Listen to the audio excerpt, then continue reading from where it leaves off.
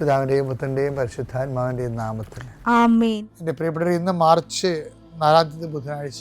അമ്മേ പരിശുദ്ധ അമ്മേ, അമ്മേ പരിശുദ്ധമേ, ദൈവമാതാവേ, കൃപാസനത്തിലൂടെ ഞങ്ങൾക്കും ഞങ്ങളുടെ ദേശത്തിനും അമ്മ മധ്യസ്ഥം തേടി തന്ന എല്ലാ അനുഗ്രഹങ്ങൾക്കും കൃപകൾക്കും ഞങ്ങളിപ്പോൾ ഹൃദയം നിറഞ്ഞ നന്ദി പറയുന്നു. അമ്മേ പരിശുദ്ധമേ, ദൈവമാതാവേ, 2004 ഡിസംബർ 7 ഉച്ചകഴിഞ്ഞ് 2:30 കൃപാസനത്തിൽ സംഭവിച്ച അമ്മയുടെ പ്രത്യക്ഷപ്പെടലിനെ കുറിച്ച് തിരുസഭയ്ക്ക് സമർപ്പിച്ചിരിക്കുന്ന പഠനരേഖകളുടെ മേൽ സഭാത്മകമായ പഠനം ആരംഭിക്കുവാൻ ഞങ്ങൾ പ്രാർത്ഥിക്കുന്നു.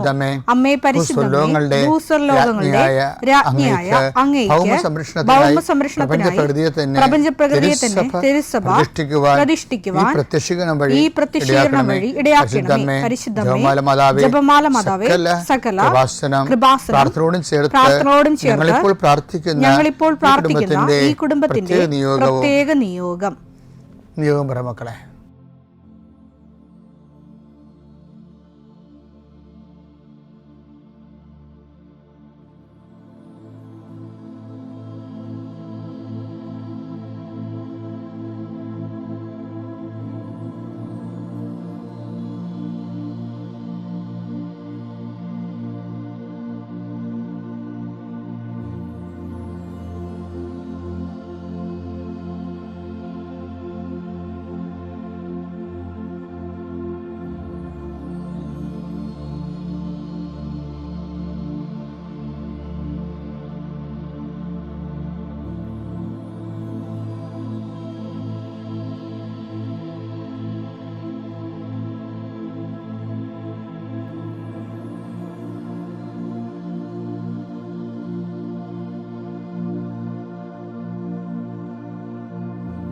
അമ്മയുടെ പ്രത്യക്ഷീകരണത്തിന്റെ ഈ അനുഗ്രഹവേളയിൽ ഞങ്ങൾക്ക് സാധിച്ചു തരുവാൻ കനിയണമേ.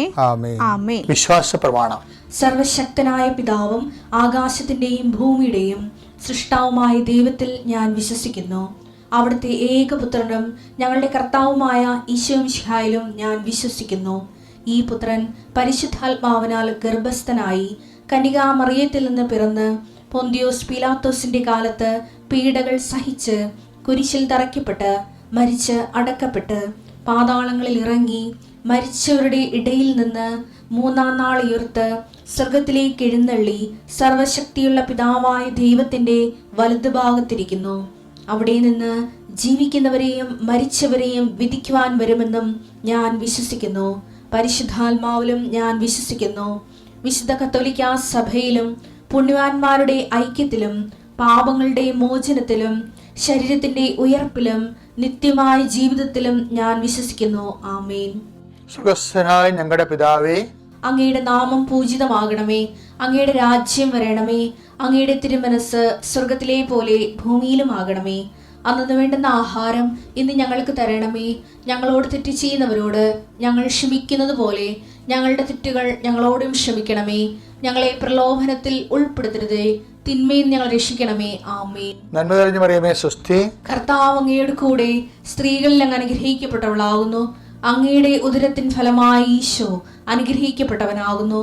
പരിശുദ്ധ മറിയമേ, തമ്പുരാന്റെ അമ്മേ, പാപികളായ ഞങ്ങൾക്ക് വേണ്ടി ഇപ്പോഴും ഞങ്ങളുടെ മരണസമയത്തും തമ്പുരാനോട് അപേക്ഷിക്കണമേ. ആമേൻ. എൻ്റെ കർത്താവിൻ്റെ ഉന്നതമായ നാമത്തിൽ സഭയുടെ അധികാരത്തിൽ കുരിശിൻ്റെ അടയാളത്തിൽ ദൈവത്തിൻ്റെ ശക്തിയാൽ 39-40 വർഷം ഞാൻ അർപ്പിച്ച കൃപാനയുടെ യോഗ്യതയാൽ കൃപാസനത്താറെ ജീവനോടെ പ്രത്യക്ഷപ്പെട്ട പരിശുദ്ധ അമ്മയുടെ മാധ്യസ്ഥത്തിലെ ഞാൻ ഓരോ കുടുംബത്തെ ആശ്രയിച്ച് പ്രാർത്ഥിക്കുന്നു. ദൈവത്തിലെ നിൻ്റെ കയ്യിരിക്കുന്ന എല്ലാ വസ്തുക്കളുടെ പ്രമാണങ്ങൾ കയ്യിലുണ്ടെങ്കിൽ എടുക്കുക, സർട്ടിഫിക്കറ്റുകളുണ്ടെങ്കിൽ എടുക്കുക, എവിടെയും കൊടുക്കാനുള്ള ആപ്ലിക്കേഷൻസ് ഉണ്ടെങ്കിൽ എടുക്കുക.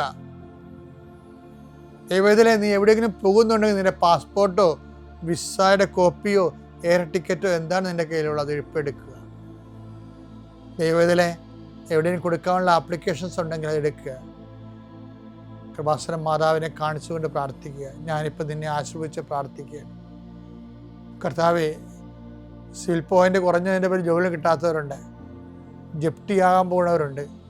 ആ പത്രങ്ങളെല്ലാം രേഖകളെല്ലാം നിന്റെ നാമത്തെ ഞാൻ ആശീർവദിക്കാൻ പോവുകയാണ്. കർത്താവ്, രേഖകൾ കയ്യിലില്ല, പക്ഷെ മനസ്സിൽ ആ രേഖ ഓർത്ത് പ്രാർത്ഥിക്കുന്നുണ്ട്. ഇപ്പം എടുക്കാൻ പറ്റാത്ത ആ രേഖ എൻ്റെ കയ്യിലുണ്ടായിരുന്നെങ്കിൽ എന്ന് ആഗ്രഹിച്ച് വിഷമിക്കുന്നവരുണ്ട്. കർത്താവെ, ആ രേഖ എവിടെയാണ് ഇരിക്കണത്? അവിടെ നിന്റെ തിരുമുറിവാർന്ന വലത് കരുത്താൻ ആ രേഖയെ സ്പർശിക്കണമേ. മാതാവിൻ്റെ മധ്യസ്ഥത്തിൽ പ്രാർത്ഥിക്കുന്നു. അവരെന്താണ് ഉദ്ദേശിക്കുന്നത്, അതുകൊണ്ട് അത് നിറവേറാൻ കർത്താവ് അനുവദിക്കട്ടെ. കർത്താവ്, ജോലി നഷ്ടപ്പെട്ടു പോരണവരെ, ഉപേക്ഷിച്ച് പോണവരെ, ആ രാജ്യത്ത് ജീവിക്കാൻ പറ്റാതെ പോണവരെ, പരീക്ഷയെ ഒരുങ്ങിക്കൊണ്ടിരിക്കുന്ന മക്കളെ, പരീക്ഷയുടെ ഹോൾ ടിക്കറ്റ് കയ്യിലുണ്ടെങ്കിൽ മക്കൾ എടുക്കുക. അല്ലെങ്കിൽ നിങ്ങളത് മനസ്സിൽ ഓർക്കുക. പഠിക്കാൻ പറ്റാത്ത വിഷയങ്ങളുണ്ട്, ആ വിഷയവുമായി ബന്ധപ്പെട്ട വിഷയങ്ങൾ മക്കൾ കയ്യിലെടുക്കുക. എൻ്റെ കർത്താവിൻ്റെ ഉന്നതമായ നാമത്തിൽ, സഭയുടെ അധികാരത്തിൽ, കുരിശിൻ്റെ അടയാളത്തിൽ, ദൈവത്തിൻ്റെ ശക്തിയാൽ നിൻ്റെ എല്ലാ ജീവിത തടസ്സങ്ങളെയും, നീ ആഴ്ച നേരിടാൻ പോകുന്ന മുഴുവൻ ദോഷങ്ങളെ ഈശോനാമത്തിൽ ബന്ധിക്കുന്നു. പിതാപുത്രനും പരിശുദ്ധാത്മാശ്വര നീക്കുവാമേ. എൻ്റെ പ്രിയപ്പെട്ടവർ, ഞാൻ ഇന്നലെ നിങ്ങളോട് പറഞ്ഞില്ലേ, ഒരു കാര്യം നമുക്ക് ചെയ്യാൻ പറ്റാതെ ഇടം വരുമ്പോൾ അതിൻ്റെ അർത്ഥം എന്താണ്? അത് നമ്മൾ ചെയ്യാനുള്ളതല്ല, അത് ദൈവം ചെയ്യാനുള്ളതാണ്. അതുകൊണ്ട് അമ്മയും വിളിച്ചുകൊണ്ട് ദിവ്യകാരുണ്യത്തിൽ പോകണമെന്നല്ല ഇന്നലെ പറഞ്ഞത്.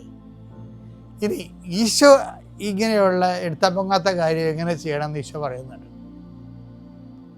അതാണ് അപ്പനെ കൊണ്ട് ജയിക്കണമെന്ന് ഈശോ പറയണത്. എടുത്താൽ പൊങ്ങാത്ത കാര്യം, അതുപോലെ വലിയ കാര്യങ്ങളില്ലേ, അതെന്ത് ചെയ്യണം? അത് അപ്പനെ കൂടി അതിൻ്റെ അകത്ത് കൂട്ടി ഇറക്കണമെന്ന്. യോഹന്നാൻ 14:10 ഞാൻ പിതാവിലും പിതാവ് എന്നിലുമാണെന്ന് നീ വിശ്വസിക്കുന്നില്ലേ? ഞാൻ നിങ്ങളോട് പറയുന്ന വാക്കുകൾ സ്വമേധയാ പറയുന്നതല്ല, പ്രത്യുത എന്നിൽ വസിക്കുന്ന പിതാവ് തന്റെ പ്രവൃത്തികൾ ചെയ്യുകയാണ്. ഇതൊരു ഭയങ്കര രസമുള്ളൊരു ഇക്വേഷനാണ്.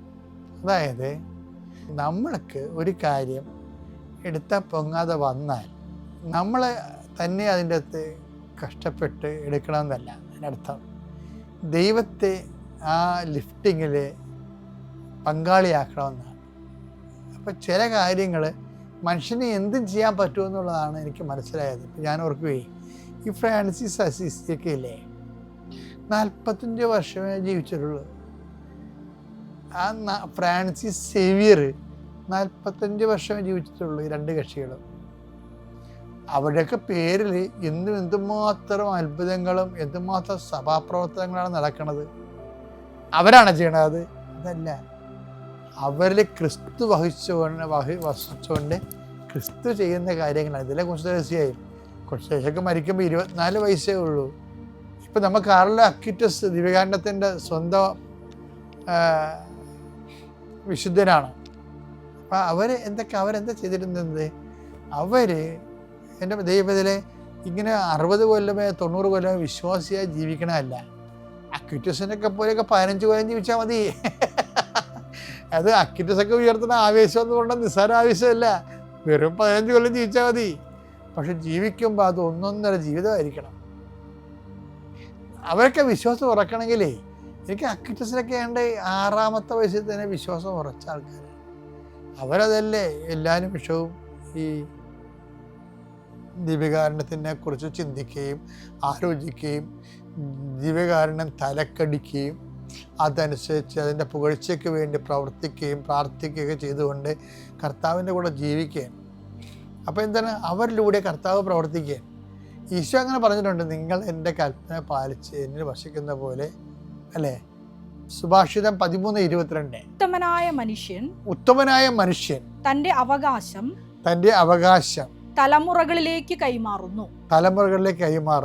ഈ അവർ ജീവിച്ചിരുന്ന കാലത്ത് അവരിലൂടെ ഈശോ എന്താ പറഞ്ഞത്? ഞാൻ എൻ്റെ പിതാവിൻ്റെ കൽപ്പനകൾ പാലിച്ച് അവിടുത്തെ സ്നേഹത്തിൽ വസിക്കുന്ന പോലെ എൻ്റെ കൽപ്പനകൾ പാലിച്ചാൽ നിങ്ങളും എൻ്റെ സ്നേഹത്തിൽ വസിക്കും. കഴിഞ്ഞ ദിവസം നമ്മൾ കണ്ടതാണിത്. ഇനി യോഹന്നാൻ 15:7 വായിച്ചേ. നിങ്ങൾ എന്നിൽ വസിക്കുകയും എൻ്റെ വാക്കുകൾ നിങ്ങളിൽ നിലനിൽക്കുകയും ചെയ്യുന്നെങ്കിൽ ഇഷ്ടമുള്ളത് ചോദിക്കാം, നിങ്ങൾക്ക് ലഭിക്കും. അപ്പൊ എന്തും ചോദിക്കാന്നൊരു അർത്ഥം. അപ്പൊ എന്ന് വെച്ച് കഴിഞ്ഞാൽ വിഷയം എന്ന് വെച്ച് കഴിഞ്ഞാല് 14:10 വരുമ്പോ ഇത് ഇതെല്ലാം യോഹന്നാൻ 15 10-ഉം 15-7 പൂർണ്ണമാകണത് 14-10 തോന്നുന്നത്. എന്താ വെച്ചാൽ ഞാൻ എൻ്റെ പിതാവിൻ്റെ കൽപ്പന പാലിച്ചു. ഇത് ഉടമ്പടിയാണ് ഈ പറഞ്ഞത് കേട്ടോ. ഉടമ്പടി അതല്ലേ? പിതാവിൻ്റെ കൽപ്പന പാലിച്ച് പുത്രൻ ജീവിക്കുന്നു, പുത്രൻ്റെ കൽപ്പന പാലിച്ച് സഭ ജീവിക്കുന്നു, അതല്ലേ ഉടമ്പടി.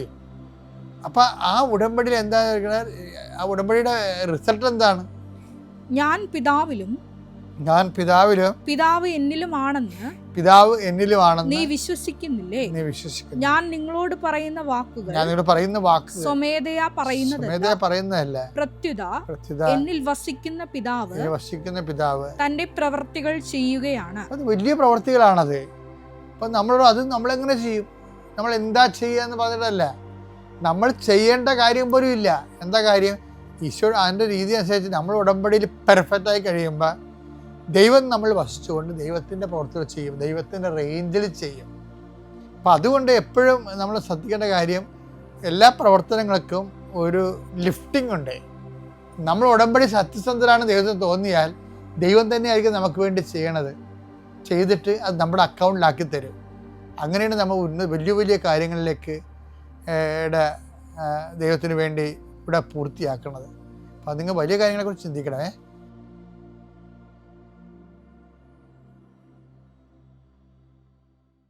അത്യപൂർവ ദൈവാനുഭവങ്ങൾ ഇനി നിങ്ങൾക്കും സ്വന്തം.